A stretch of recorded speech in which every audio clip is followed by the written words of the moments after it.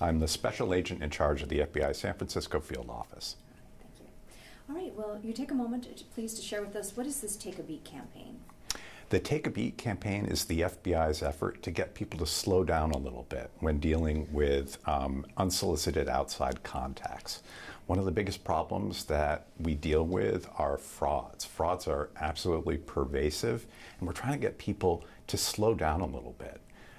The scammers depend upon a sense of urgency. They depend upon getting people in a heightened emotional state and of creating a sense of danger. And we want to get people to slow down a little bit. This is a problem that we truly can educate our way through. That's the best way to address this, through prevention. And the Take a Beat campaign is aimed to do just that.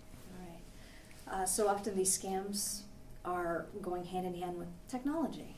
Right? Indeed. Or the indeed. phone. So can you talk to us about that? Sure. The scammers are looking for a way to make contact with their victims, and they'll do this through an unsolicited phone call, through an unsolicited email or text. They're trying to make that connection, and they'll use technology to do that.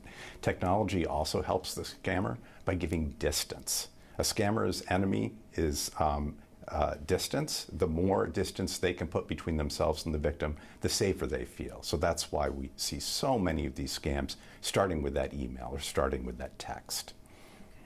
So would you like to talk to us just about the big picture? I mean, who's being targeted in these scams so often? We really see every demographic group being targeted. The elderly seem to be a little bit more disproportionately victims of this crime, especially in technology-centered crimes. But unfortunately, every single age group, every gender, every community group are good targets for the scammers.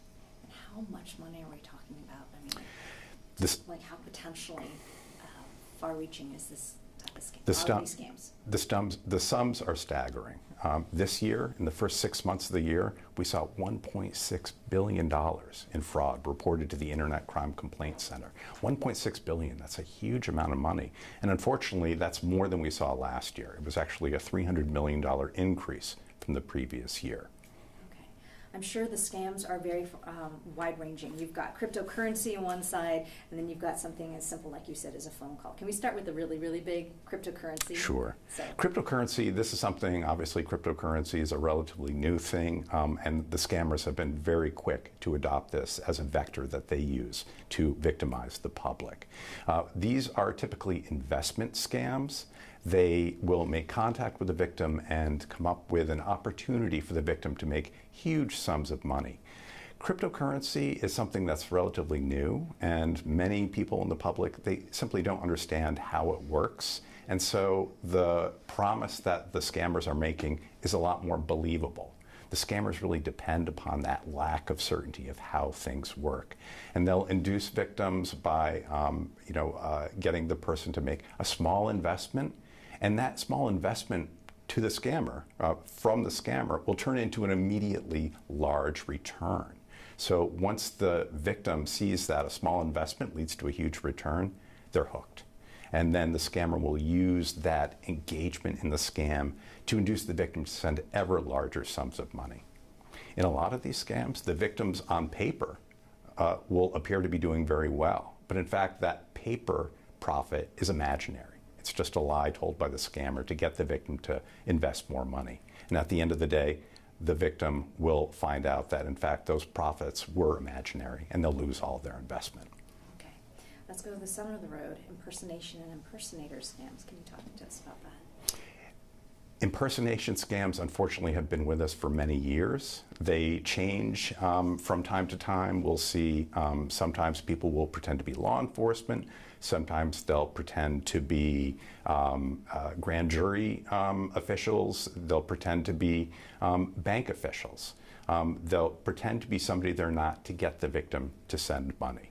I talked about how important it is for scammers to create that sense of urgency. That's what these impersonation scammers do best.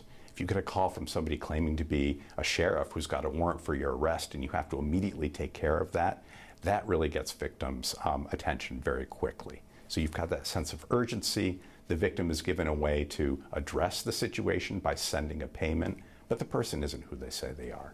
And the victim, the money sent by the victim is lost.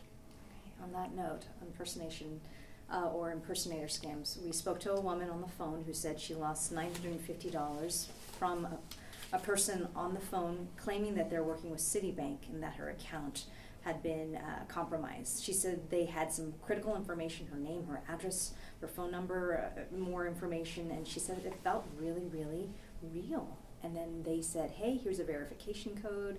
They asked her to cancel, they asked her to do some things, and she said no, but then she still got sucked into the scam. So can you talk to us about that? A person who's pretending to be from a bank, or Sure. perhaps, we'll start with that one, yeah. People have to be aware that personal information is out there. A simple Google search can identify names, ages, phone numbers, addresses for just about all of us. Scammers use that information to create some very convincing stories when they contact their victims. So they're not just making cold calls, they're calling people that they already know who they are. The scammers will talk to that person, address them by name, have information about that person, which adds to their credibility. The scammers are very good at what they do. This is their full-time job. And so when they reach out to a victim, they do indeed come across whoever they're impersonating. In this case, they are very convincing at pretending that they're official from the bank. And they will have this story that the victim cannot but be engaged with. They'll say, your account's been compromised. I'm from the bank, I'm here to help you, but we have to do this now. The scammer will get the victim, unfortunately, to transfer money to a different account. They'll get the victim to send money to a different location. They'll get the victim to give up very personal information that is not readily accessible on the internet. At the end of the day, the victim falls for it, and the scammer is, again, not close to the victim, so the scammer gets away with it. In the little time we have left, another one would be that grandmother or grandfather getting a call from a distressed grandchild, perhaps. Sure. This is something, again, that is not a new scam, but it certainly is pervasive. And the grandparent scam, of course, does tend to target the elderly, the people with grandchildren. But this will be that urgent, unsolicited phone call from somebody claiming to be a grandchild. The new twist with the grandparent scams is that thanks to generative artificial intelligence, if somebody has put their voice out there on the internet, as so many people have done with their social media accounts, artificial intelligence can generate and clone that person's voice, which, used by a scammer, can be very convincing when calling a grandparent. The scammer will call the grandparent, pretend to be the child in trouble, and beg the victim to send money. And it's difficult to resist that kind of a plea. That's a trip. Thank you very much. We're out of time, but I want to give you a chance just to recap in the last 30 seconds. Big picture, why is this campaign being launched now, and how will you go about getting the information out there? This is a problem that is difficult to arrest our way out of because of its pervasiveness. The much more effective approach is to educate the public, because if people know what is potentially out there, if people know what types of scammers are using to victimize them, they simply won't fall for them. And that is the best way we can address this. That's why the FBI wants people to know what the threats are and how to keep themselves safe. One thing that I can tell victims is that if you get an unsolicited call with a sense of urgency, to be very cautious. And if you do fall victim, please report this. You can report it to the FBI online at ic3.gov or call us at 1-800-CALL-FBI. Thank you. Thank you very much. Okay. Guidance. Thanks for a shot or anything like that? Huh? Or do you need anything? We're done. Do you need Fabulous. Is it too late? Just to add one point. One point that Never we too late. didn't address was recovery scams. Okay. So I would say, if somebody does fall victim to a scam, they should be cautious about the so-called recovery scam. This is where they get a follow-up call from somebody who claims to know that they're a victim, offering to help them get their money back. In fact, it's just another scammer. It's truly victimizing somebody who's already been a victim. And so people should be cautious.